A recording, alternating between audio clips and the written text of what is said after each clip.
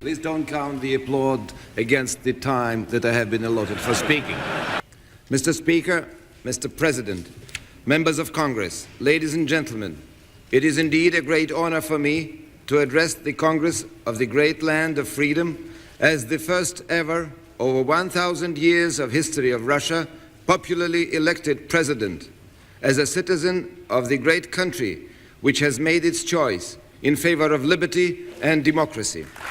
For many years, our two nations were the two poles, the two opposites. They wanted to make us implacable enemies. That affected the destinies of the world in a most tragic way.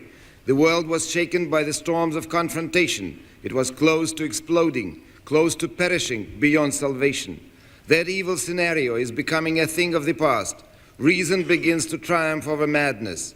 We have left behind the period when America and Russia looked at each other through gun sights, ready to pull the trigger at any time.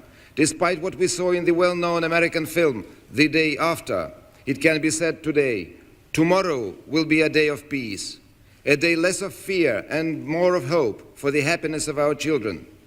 The world can sigh in relief. The idol of communism, which spread everywhere social strife, animosity, and unparalleled brutality, which instilled fear in humanity, has collapsed. It has collapsed never to rise again. I am here to assure you, we shall not let it rise again in our land. I am proud that the people of Russia have found strength to shake off the crushing burden of the totalitarian system. I am proud that I am addressing you on behalf of the great people whose dignity is restored. I admire ordinary Russian men and women who, in spite of severe trials, have preserved their intellectual integrity and are enduring tremendous hardships for the sake of the revival of their country. Russia has made its final choice in favor of a civilized way of life, common sense, and universal human heritage. I am convinced that our people will reach that goal.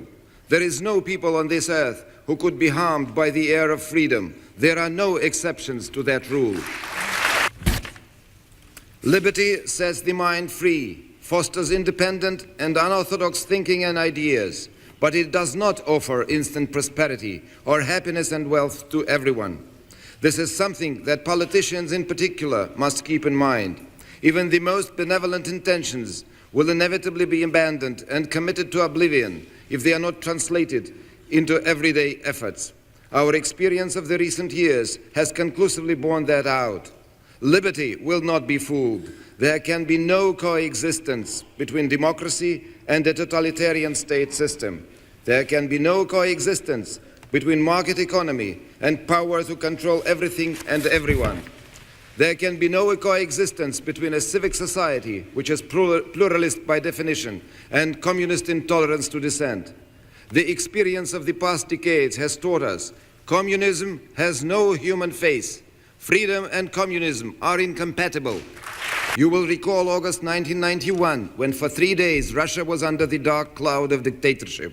I addressed the Muscovites who were defending the White House of Russia. I addressed all the people of Russia. I addressed them standing on top of the tank whose crew had disobeyed criminal orders. I will be candid with you. At that moment I feared, but I had no fear for myself. I feared for the future of democracy in Russia and throughout the world, because I was aware what could happen if we failed to win. Citizens of Russia upheld their freedom and did not allow the continuation of the 75 years of nightmare. From this high rostrum, I want to express our sincere thanks and gratitude to President Bush and to the American people for their invaluable moral support for the just cause of the people of Russia. Last year, citizens of Russia passed another difficult test of maturity. We choose to forgo vengeance and the intoxicating craving for summary justice over the fallen colossus known under the name of the CPSU. There was no replay of history. The Communist Party citadel next to the Kremlin, the Communist Bastille, was not destroyed. There was not a hint of violence against communists in Russia. People simply brushed off the venomous dust of the past and went about their business. There was no lynch law trials in Russia. The doings of the Communist Party over many years have been referred to the Constitutional Court of the Russian Federation. I am confident that its verdict will be fair. Russia has seen for itself that any delay in strengthening the foundations of freedom and democracy can throw the society far back.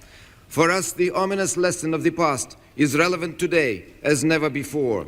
It was precisely in a devastated country with an economy in near paralysis that Bolshevism succeeded in building a totalitarian regime, creating a gigantic war machine and an insatiable military-industrial complex.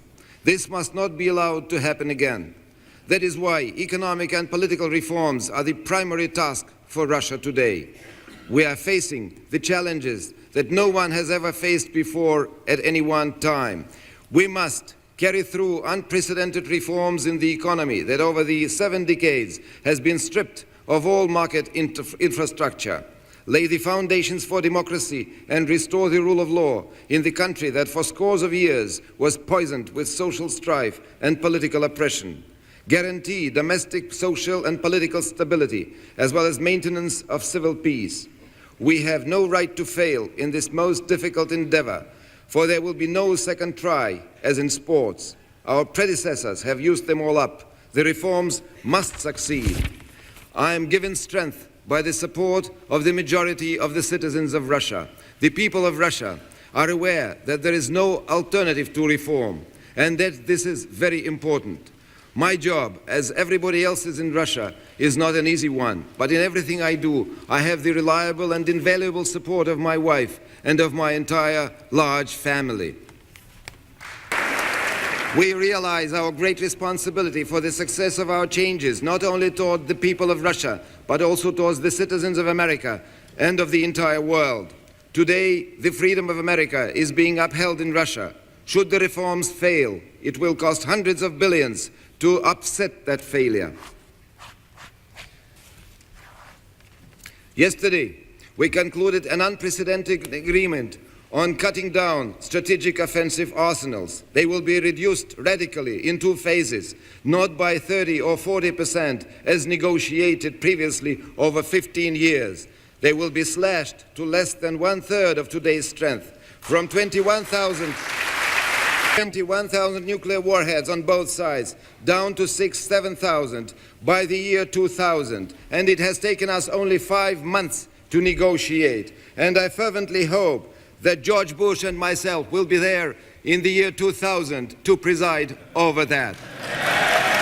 We have simply no right to miss this unique opportunity, the more so that nuclear arms and the future of the Russian reforms designed to make impossible any restoration of the totalitarian dictatorship in Russia are so dramatically interrelated. I am here to say that we have the firm determination and the political will to move forward. We have proved that by what we have done. It is Russia that has put an end to the imperial policies and was the first to recognize the independence of the Baltic republics. Russia is a founding member of the Commonwealth of Independent States, which has averted uncontrolled disintegration of the former empire and the threat of a general interethnic bloodbath. Russia has granted tangible powers to its autonomous republics. The Treaty of Federation has been signed, and our nation has escaped the fate of the Soviet Union. Russia has preserved its unity. It was Russia that has substantially slowed down the flywheel of militarization and is doing all it can to stop it altogether. I am formally announcing that without waiting for the treaty to be signed, we have begun taking off alert the heavy SS-18 missiles targeted on the United States of America and the Defense Minister of Russia. Russia has brought its policies towards a number of countries in line with its solemn declarations of the recent years.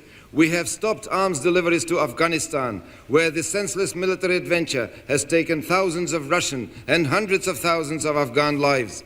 With external props removed, the puppet regime collapsed. We have corrected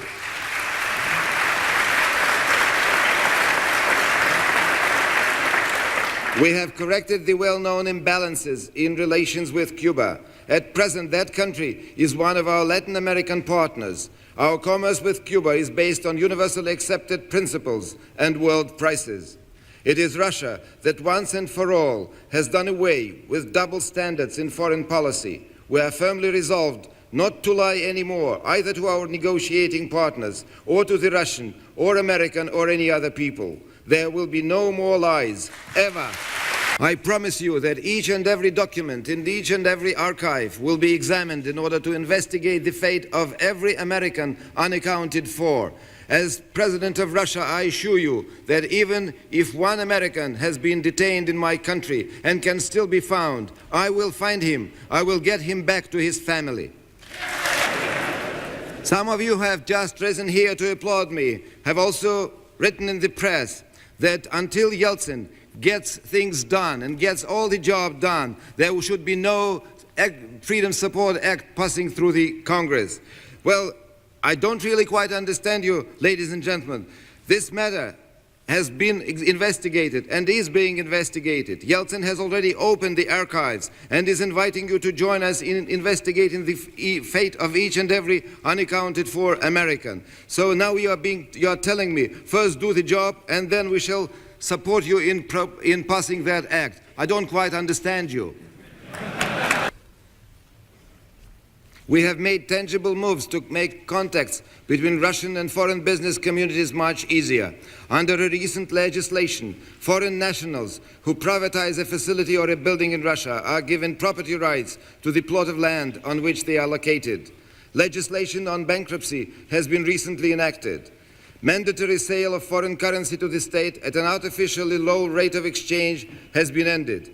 We are ready to bring our legal practice as much as possible in line with world standards, of course on the basis of symmetry with each country. We are inviting the private sector of the United States to invest in the unique and untapped Russian market, and I am saying, do not be late.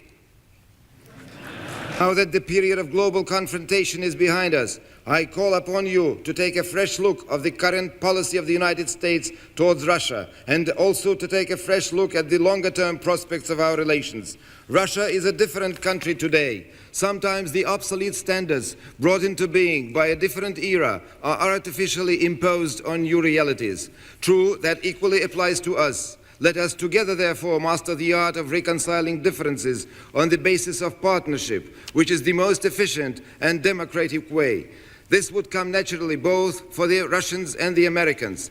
If this is done, many of the problems which are now impeding mutual advantageous cooperation between Russia and the United States will become irrelevant, and I mean legislative frameworks too. It will not be a wasteful endeavor. On the contrary, it will promote a more efficient solution of your problems as well as of ours. And of course, it will create new jobs in Russia as well as in the United States.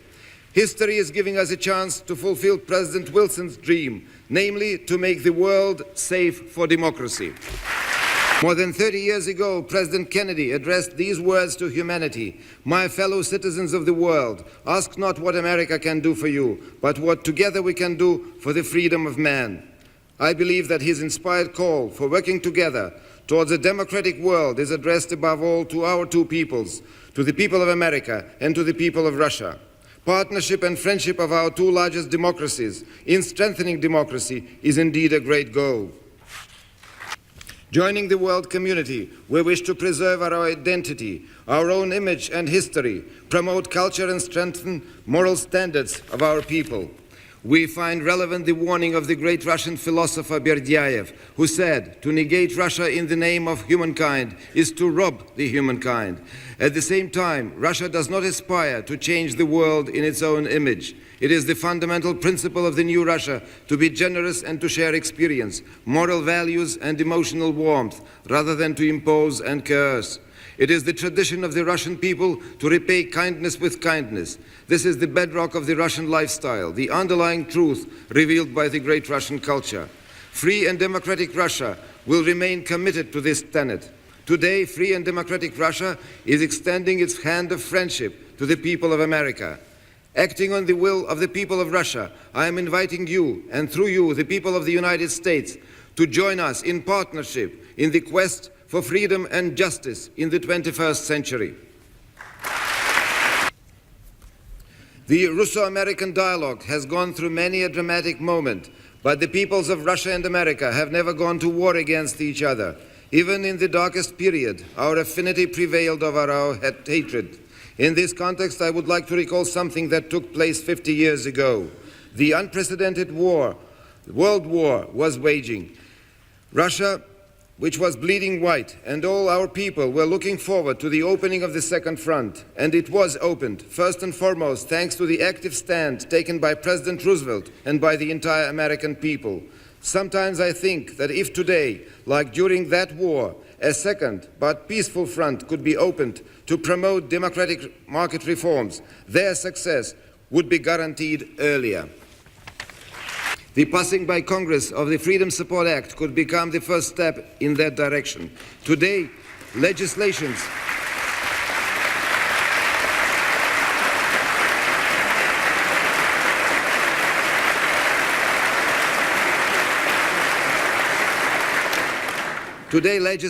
promoting reforms are much more important than appropriations of funds.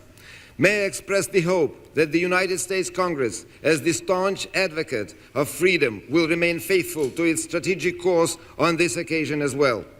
Members of Congress, every man is a man of his own time. No exception is ever made for anyone, whether an ordinary citizen or the president.